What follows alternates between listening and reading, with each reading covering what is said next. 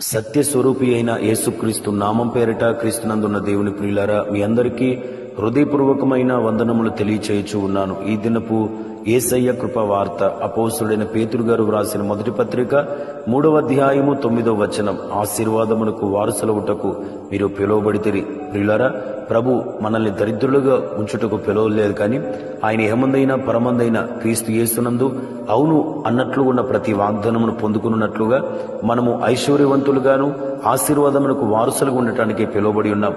నన్ను ఎందుకు పిలిచాడు ప్రభు అని చాలా మంది అనుకుంటాడు. అయితే ఈ రోజున పిలుపులో ఉండే రహస్యాన్ని ప్రభు చెప్తున్నాడు. మనము ఆశీర్వాదం పొందటానికి, అనుభవించడానికి, అనేకులకు ఆశీర్వాద కారణముగా ఉండటానికి ప్రభు మనల్ని పిలిచాడు. ఈ వాగ్దానమును మీరు స్వతంత్రించుకుందురుగాక. ప్రియులరా, ఈ వాగ్దానమునకు సంపూర్ణమైన ఒక గొప్ప ఉదాహరణ భక్తుడైన అబ్రహాము గారిని దేవుడు ఎన్నో ఆశీర్వాదాల చేత మొట్టమొదటిగా పిలిచాడు. అయితే ఆయన యందు పలకబడిన ప్రతి ఆశీర్వాదం కూడా నిశ్చయముగా అక్షరాల ఆయన అనుభవించాడు. తన పిల్లలు అనుభవించారు. నేటికి కూడా ఆ వాగ్దానం మన కనుల ఎదుట ఇశ్రాయేలు దేశం మంది కనపడుతున్నది అని చెప్పుటకు సందేహమేమీ కూడా లేదు. ఈ రోజు నిశ్చయముగా మనము కూడా మన యందు దేవుడు పలుకుతున్న ప్రతి ఆశీర్వచనం, మన యందు దేవుడు పలుకుతున్న ప్రతి వాగ్దానం మనం పొందుకోవాలంటే అబ్రహాము గారు చేసిన క్రియలను మనము కూడా తప్పక చేయాలి. అబ్రహాము గారు ఏం చేశారు? మొట్టమొదటిగా యెహోవా అబ్రహాము గారితో చెప్తున్న మాట, నీవు లేచి నీ దేశము నుండి, నీ బంధువుల ఇంటి నుండి, నీ తండ్రి ఇంటి నుండి బయలుదేరి నేను చూపించే దేశంలోకి వెళ్ళమన్నాడు. అంత మాత్రమే కాదు ప్రియులారా, హాగరు గారిని తన కుమారుని పంపించమన్నప్పుడు కూడా పంపించేశాడు. అంత మాత్రమే కాదు, లోతు కూడా తన యొద్ద నుండి వెళ్లిపోవడానికి అబ్రహాము గారు కృషి చేశాడు. ఇవన్నీ మనం గమనిస్తూ వస్తే ఇక్కడ అబ్రహాము గారి నుండి మొట్టమొదటి లక్షణం విడిచిపెట్టుట. ప్రియులారా, దేవుని ఆశీర్వాదం పొందుకునే ప్రయాసలో మనం ఉన్నప్పుడు మనకి దేవుని ఆశీర్వాదానికి ఆటంకం ఉండే ప్రతి అడ్డును తొలగించుకోవాలి.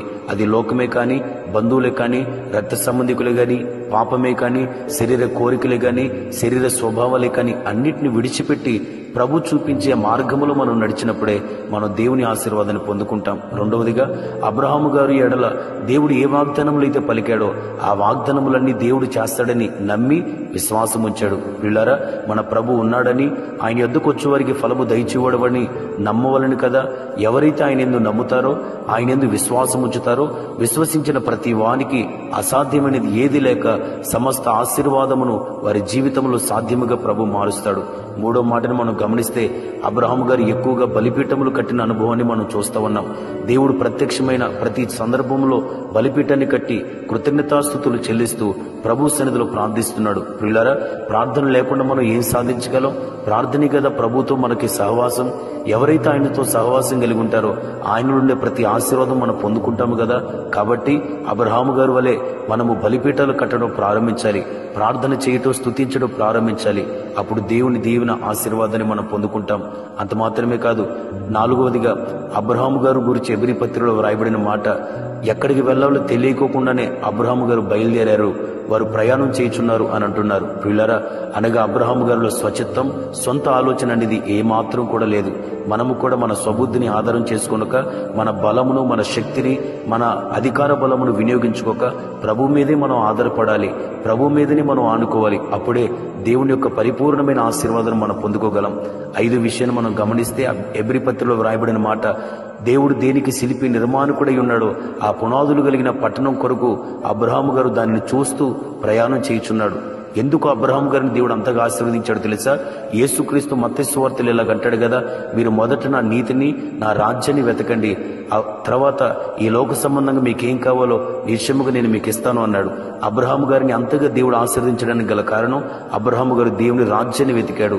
మనము కూడా ఈ లోక సంబంధంగా వీటి యందు మనం మనసు పెట్టగా పైనున్న దేవుని రాజ్యమందు, క్రీస్తు యేసునందు, మహిమయందు, జీవవృక్షమందు, పరలోకమందు మన కొరకు దాచబడిన బహుమతులు యందు మనం దృష్టి నిలిపితే ఈ లోకమందున్న ప్రతి దీవెన ప్రభు మనకు నిశ్చయముగా దయచేయునుగాక. ఆమెను ప్రార్థన.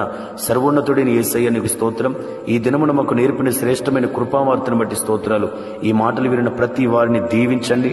ఏ పిలుపు చేత మమ్మల్ని పిలిచారో ఆ ఆశీర్వాద సంబంధమైన ప్రతి పిలుపు నీ బిడ్డలు అనుభవించినట్లుగా ఆశీర్వాదపు ద్వారములు తెరిచి ప్రతి కొదువును తీర్చి మహిమ పొందుకోమని యేసు నామములో అడుగుచున్నాము తండ్రి. ఆమెన్. Praise the lord.